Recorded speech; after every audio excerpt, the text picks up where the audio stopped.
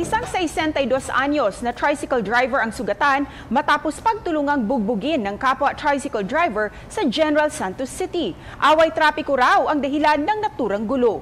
Narito ang report ni Abby Caballero ng GMA Regional TV 1 Mindanao.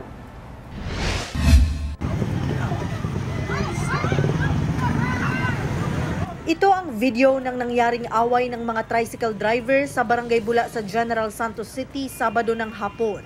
Makikita itong tricycle driver na hinila ang paa ng isa pang tsuper. Nang naglabas na ng kutsilyo ang tsuper na hinila ang paa, pinagtulungan na itong bugbugin ng iba pang tricycle drivers. Ginukda na ito sila dire napsan, nagibira ang tiil, ito ni ko ang tigulang kuan, kutsilyo. So, magkakutsilyo, tabangan nila eh.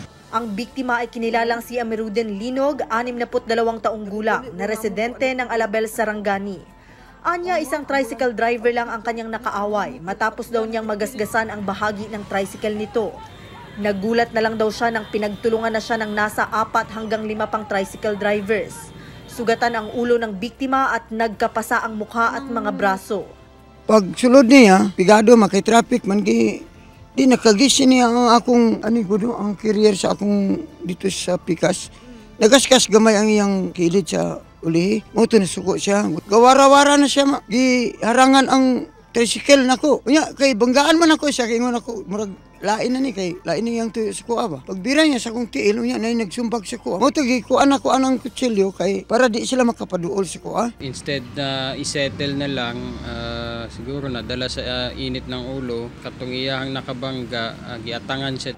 Inaalam pa sa ngayon ng kapulisan ang pagkakakilanlan ng mga tricycle driver na nambugbog sa biktima. Kaya panawagan nila sa mga tsuper na sangkot sa gulo na pumunta sa kanilang tanggapan. Sa pagyud ang reason nga nung nagpakita sila og aggression towards dito sa biktima, kung dili magud na masettle, pailan dyan namo sila kaso. Nagpapagaling pa sa ngayon ang biktima mula sa mga tinamo nitong mga sugat. Desidido raw siyang magsampa ng kasong physical injury sa mga driver na nanggulpi sa kanya.